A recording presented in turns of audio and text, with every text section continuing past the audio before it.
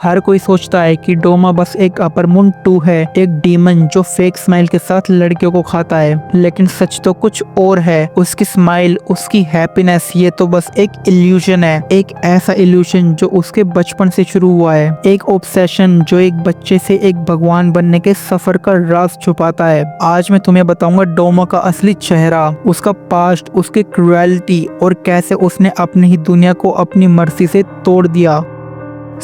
डोमा का बचपन कोई नॉर्मल बचपन नहीं था। उसके माँ बाप एक शांत और भक्त परिवार के थे। लेकिन एक दिन डोमा के माँ बाप की किसी वजह से डेथ हो जाती है और डोमा अपने माँ बाप के स्कल को उठाकर उन्हें अपने शेल में डेकोरेट करता है। ये एक बहुत ही अजीब फैसिनेशन है और एक डार्क क्यूरियोसिटी जो उसे नॉर्मल ह्यूमन से अलग बनाती है। और फिर आता है मुजान, जो उस बच्चे को ऑब्जर्व करता है और उसे बना देता है अपने अपर मून 2। लेकिन अपर मून बनने के बाद डोमा कुछ दिन अपने घर पर ही रहता है और उसकी आंखें सिर्फ अपने माँ बाप के स्कल्स को ही देखती रहती हैं। ये स्कल, ये बस याद नहीं, ये उसकी दुनिया का सेंटर बन जाते हैं। एक दिन डोमा को एक अजीब सी मस्ती सूझती है। वो अपनी सिटी में घूमता है और अपने ही लिमिट्स को टेस्ट करने के लिए हर इंसान को खा जाता है। वो अपने माँ बाप के स्कल्स को अपने घर में डेकोरेट करता है और सिटी के बच्चे, जवान और बड़े सब एक एक करके उसकी कलेक्शन का हिस्सा बन जाते हैं।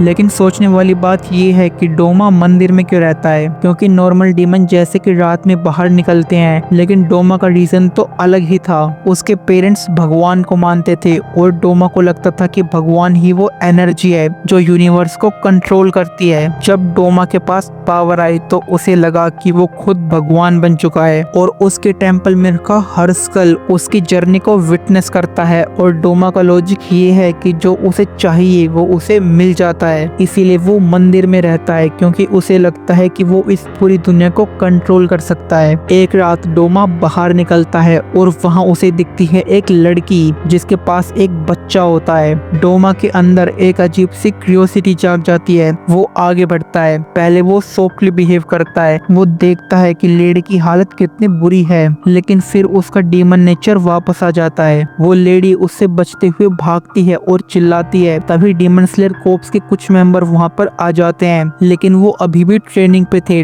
डोमा के लिए उन्हें रोकना कोई स्लाइस काटने जितना आसान था। फिर डोमा अपने खेल को कंप्लीट करता है और उस लेडी को कैप्चर कर लेता है और फिर उसे एब्सॉर्ब कर लेता है। और इसी रात वही लेडी अपने बच्चे को नदी में छोड़ देती है और शायद यही बच्चा था अपना इनोसुके। डोमा एक किलिंग और एक कोल्ड ब्लडेड डीमन है। उसके अंदर का जानवर पूरी तरह से बाहर आ चुका है। उसने अपनी लाइफ में काफी लड़कियों को खाया है और आज भी वो उनकी स्कल्स को कलेक्ट करता है। टेम्पल में अगर तुम धीरे से देखोगे तो तुम्हें दिखेगा हर कोने में स्कल्स और हर स्कल के साथ एक स्टोरी। और डोमा की स्माइल, वो स्माइल जो एक कवर है, बस एक इल्यूशन है जिसके पीछे पूरी हॉरर और मैडनेस छुपी हुई है। लेकिन डोमा का ध्यान सिर्फ एक चीज पे है, अपनी वर्ल्ड को अपनी मर्जी से कंट्रोल करने में। और जो भी इस वर्ल्ड में सरवाइव कर पाया वो उसके लिए सिर्फ एक टेस्ट है, एक ट्रॉफी नहीं। डोमा का असली चेहरा एक ऐसा चेहरा जो ना ही कभी प्यार, ना दर्द और ना ही किसी और इमोशन को समझ पाया। डोमा सिर्फ खुद की भूख, अपने रूल्स और अपनी रियलिटी को जानता है। उसकी हर स्माइल के पीछे एक स्टोरी है और हर स्कल के पीछे एक सोल। और यही रीजन है कि डोमा अपर मून 2 है, जो सिर्फ डीमन नहीं, खुद को एक भगवान समझता है, जो एक स्माइल के साथ मौत का देवता बना हुआ है। और लास्ट में तुम सोचो, क्या डोमा सच में भगवान था या सिर्फ एक शैतान जो अपनी खुद की दुनिया का रूलर बना बैठा है।